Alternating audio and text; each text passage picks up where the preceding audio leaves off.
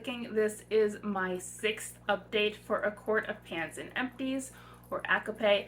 This is the Akatar, A Court of Thorns and Roses, theme project that was created by Paula of A Beauty Guru Made Me Do It. This is the last update. The finale is actually on September 6th, so I do not have a month between now and the finale, so that makes things a bit exciting here, but we're going to see what I have finished and what is going to be coming into the project because I have not gotten to all of the prompts. Since the intro, I have been working on the prompt Nesta Archeron. Nesta is Feyre's oldest sister. She has a fiery temper and therefore is represented by something with flames, or that is red, orange, and yellow. I picked this lip gloss. It's the Fenty Beauty Gloss Bomb Heat in the shade Hot Cherry. I thought that fit Nesta. My goal is just to use this 10 times. At the last update I had 7 uses, and I used that one more time to give me 8, so I'm still 2 short of my goal. And the one time I've used it is right now. It is what's on my lips right at the moment, and it's the only thing on my lips, so you can see it true to color. I do like this lip gloss. I have been wearing more cool toned eyeshadow looks, and I haven't felt like this would go with them, but I'm orange today, so I went ahead and put this on.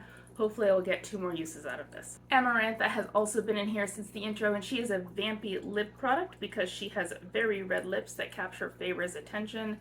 This is what I decided to bring in. It is the Beauty Crop Creamy Lip Crayon in the shade Guava Nice Day.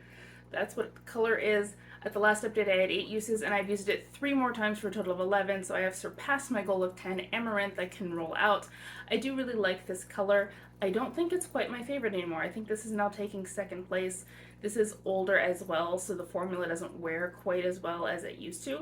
I'm still going to keep it around, but it is rolling out of the project. Then I have another lip product. The Surreal is Something You Are Scared to Pan, and I picked a lip liner because I have never finished one before. I've been trying to finish the same one for about 3 years at this point, and I didn't want anything to interfere with that, but I brought this in anyway. This is the Lancome Lip Shaper Lip Idole in the shade The Tea is Hot.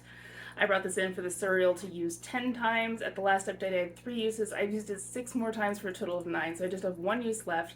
This I do think I will meet my goal on, so that's really exciting. I do like this formula. It is a very creamy lip liner, but it does dry down almost entirely, so it really doesn't budge. I have been enjoying this all over my lips, usually with a gloss on top, but I'm really glad that I have this. Then I had Feyre. She, of course, is our protagonist for the first 3 books anyway of the series. She's a resurrection product because she was dead and then she was brought back to life as Faye. So I resurrected this eyeliner. I had this in Panner's Bingo for almost all of last year and didn't finish it. I still haven't finished it. At the last update I had 15 uses. I've used it 6 more times for a total of 21. I actually may still be able to finish this. It is a very stiff formula. It does not move quickly, but I really don't have much left. So I am going to try. I still think it's possible that I could finish this for Feyre, and we'll see if I can do it. I also had Resand in the project. Resand is something that is either navy blue or purple, and since Feyre is an eyeliner, I decided Resand should be an eyeliner. This is a Cynthia Rowley eyeliner. It is purple. It does not have a shade name. My goal is to use this 10 times. At the last update I didn't have any uses. I've used it twice since then. I'm not so sure I'm going to get 8 more uses, but I will get more uses on it for next time. I'm sure I will. This is an older eyeliner, and this is a kind of lighter purple. I do like this on my lower lash line, so that's usually how I use it, and I'll see if I can get another couple uses that way. Last time I rolled in the Adder. The Adder is a dangerous product because it's a dangerous creature. And I brought in this Bobbi Brown Smoky Eye Mascara. I have, in fact, poked my eye with this mascara. It hurt, so this is dangerous. I have a goal to finish this. I've had this open since February and it's not gone yet. I've used it 26 times in the last month. That's what the wand looks like. And I thought this was starting to get down there. I'm not so sure anymore. I actually may not have this done by the end of the project. I'm going to keep wearing it. This is the only mascara I have open, and it is a nice one. It's a nice lengthening mascara. I do like it.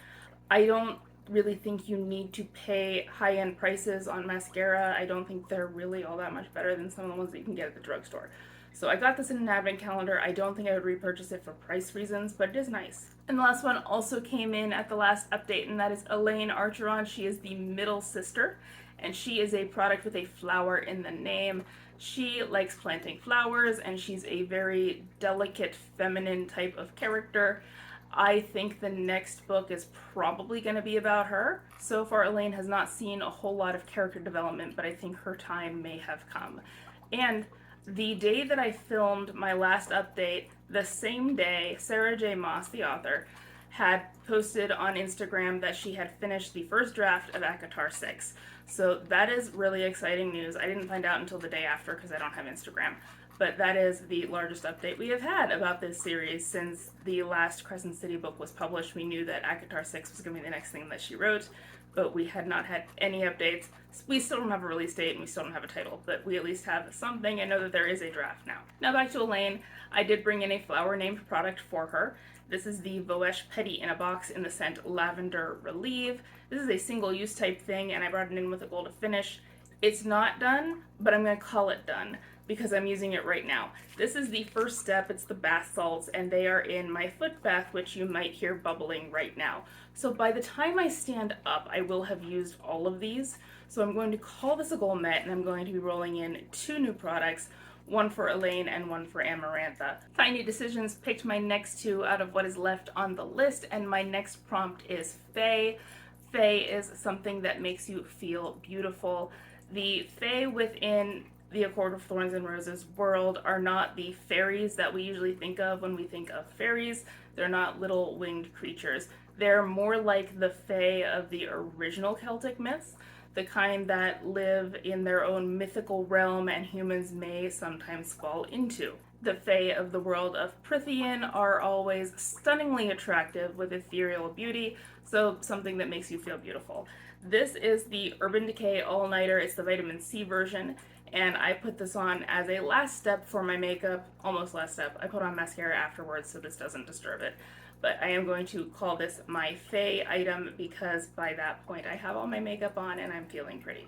My goal is going to be to use it just 10 times because I don't have a whole lot of time left. And the last prompt I get to roll in is Tamlin. Tamlin, of course, is the Fae who whisks Feyre away and starts off our story that way. And he is a product that you changed your mind about. And there's a couple different ways you could take that. Anyway, the product I changed my mind about is this Cover FX Shimmer Veil in the shade Halo. I originally wasn't interested in liquid shadows. I kind of thought they'd be messy and difficult to work with, but I absolutely fell in love with this. So this is going to be my product for Tamlin. I'm going to put a 10 use goal on this. That's going to be tricky. I mostly use this as a topper, so that might help me out on that, and we'll see if I can hit goal for Tamlin. So there's my update. I got 2 rollouts and 2 roll-ins, even though I might be slightly cheating with Elaine because it's not quite done yet, but it will be. Next time we will get to see how many goals I hit. I am confident about getting 1 use on the lip liner for the Surreal, and that's about all I'm confident about with. So we'll see how that works out for me. I am disappointed that there are still 2 prompts that I never got to at all, so that makes me sad. I'm not sure if there's going to be a round 2 or not. Paula had mentioned the intent of starting book 2 whenever book 1 ends, but I have not seen a project posted, so I'm not sure where that stands, if that's still the intent. So there's my update, and I'm going to go ahead and talk about Tamlin because I've wanted to talk about Tamlin for a few months now. But if you have not read the entire ACOTAR series up to and including A Court of Silver Flames, and the entire Crescent City series up to and including A House of Flame and Shadow, then you probably don't want to hear this. Tamlin is represented in this project by something that you changed your mind about, and you could go a couple different directions with that because, of course, in the first book of the series, we have the Beauty and the Beast type plot where Feyre initially hated him and all fairies, but she fell in love with him, so she changed her mind about Tamlin. But then, of course, later in the series, she changes her mind again. She decides that they are not compatible, and he does some things that upset her, and they end up going their separate ways, and she is no longer a big fan of his. Tamlin is also unpopular with a lot of fans of the series as well, and I completely understand that. I am a big fan of the idea of Tamlin having a redemption arc. This is in no small part because I feel that to date, Tamlin has not done anything that is actually unforgivable. He made decisions he shouldn't have. He absolutely made mistakes, but he didn't do anything that was truly malicious. At all points in time, he felt that he was acting in the best interest of himself, or Feyre, or the people of Prythian, or any combination thereof. He really did not mean for anyone to be harmed. I was actually expecting Tamlin and Feyre's relationship to come apart. I had actually never been a fan of them as a couple in the first place. I had issues throughout the first book with the fact that he was asking genuine questions and trying to get to know her, but there were a lot of things that he was not relaying back to her about his past life. And it is understandable that he wasn't able to explain to her what was going on with Amarantha and the curse because he was magically incapable of doing so. He did go out of his way to try to arrange things so that Feyre can gain as much information as possible, so that's no fault of his. But when it came to his own past, especially his past with Rhysand and what his family's legacy really was, I can understand why he'd be embarrassed and not want to talk about it. But he really wasn't very forthcoming, and that did bother me. With the events that occurred under the mountain at the end of the first book, both Tamlin and Feyre had experienced their own kinds of trauma as they were kind of living separate paths at that point. But afterwards, they never really tried to reconnect. They both kind of stuck in their own pasts.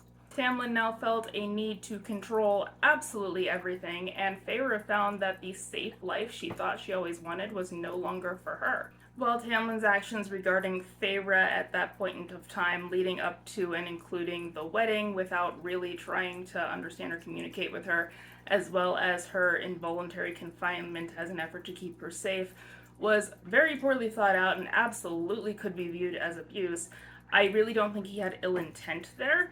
He really did, in my opinion, want to keep things from going wrong again. It also likely did not help that while he was able to get revenge on Amarantha for the harm she caused to Feyre, he did not manage to protect her at the time. And so, since he knew that that was something he may not necessarily be able to do, he took actions to an extreme.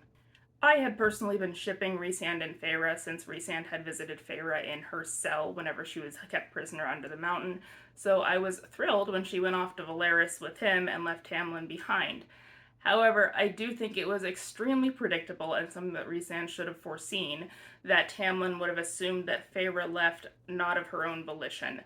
Rhysand had spent the better part of his life trying to build up this reputation as being this tough bad guy, and it was well known that he's a Daimati and had the ability to essentially control people. So whenever Tamlin received a note from Feyre saying that she left of her own volition, I think it's completely understandable that he thought that she was under duress and that that note was not genuine. Conspiring with the King of Highborn was certainly a stupid decision, but again, I don't think that it was malicious. He did not intend for anything bad to happen to either Nesta or Elaine. He had no idea the King of Highborn intended to put them into the cauldron and turn them into Fae. That was not something that Tamlin wanted or planned on. While I do think that Feyre, the sisters, and the inner circle's disdain for Tamlin is completely justified, I also don't think that he is irredeemable. I think that there are two possible paths that Tamlin's redemption could conceivably take. One could be that he is redeemed and finds love again in someone else, since Feyre has in fact left him. And I actually think the best candidate might be Elaine. I think that the flower symbolism with her kind of matches the spring court, and she has an interesting choice to make. And quite honestly, if I were writing this series, setting up Elaine with a choice between two suitors and then having her choose someone completely different from either of them is something that I might do. While I think that Elaine is going to see some growth and become a different person than who we know now, I think she might be better suited for Tamlin. He is someone who would like to protect someone, and that is something that Elaine has been her entire life. She has been protected by her sisters. She has always kind of been in the background, while Nesta and Feyre are the ones on the front lines. So the idea of staying home while Tamlin protects the realm is something that might get along better in her mind than it would have with Feyre. I also think it's equally likely that Tamlin might have a redemption in death, that he might die in a sacrificial type of way in saving others. Tamlin's death, of course, would be very interesting for Prythian. As of where we are in the story, he is under a lot of political pressure to find an heir. Feyre left him for Rhysand, and now he doesn't even have another suitor. And to our knowledge, to the High Lord's knowledge throughout Prythian, he does not have an heir, which is a problem because the magic would have to be passed on to someone. So if there's no one else in his bloodline, what happens to it, and what happens to the land of Prythian? If there is no High Lord of Springcourt, is there a Springcourt? And also, if there is no High Lord of Prythian, would there be any way to enact the magic involved in Calanmai? It seems that Calanmai is meant to rejuvenate the magic throughout all of Prythian, not just Spring Court, based on Lucian's description. So if that ritual cannot be completed, what happens? If you have read Crescent City, then you know that something like this actually did happen in Prythian's distant past. It's just that the current High Lords have no knowledge of it because that information has been lost. I did say that Tamlin does not have a known heir. I'm not sure if we know completely that there is absolutely nobody else in his line. For one thing, there's Calanmai. The High Lords have been doing that ritual for a very long time. It is a fertility type ritual. I don't know if we know for certain that Tamlin does not have any offspring as a result of Calanmai. I don't know if it's possible that someone may have gotten pregnant and then Tamlin never knew. And of course, that's not just limited to Tamlin. His father before him and all of his ancestors also participated in that ritual. There might be illegitimate heirs to Spring Court running around somewhere. I have a personal pet theory that there might be an illegitimate heir running around in Aurelia who is in fact human and has the ability to transform himself with magic that he does not understand. Despite having been asked what his magic is, he does not know. And I think it might be similar to Spring Courts. But again, that is just a pet theory. So do you think Tamlin's going to be redeemed? Do you want him to be redeemed? Let me know, and I will see you next month. Bye.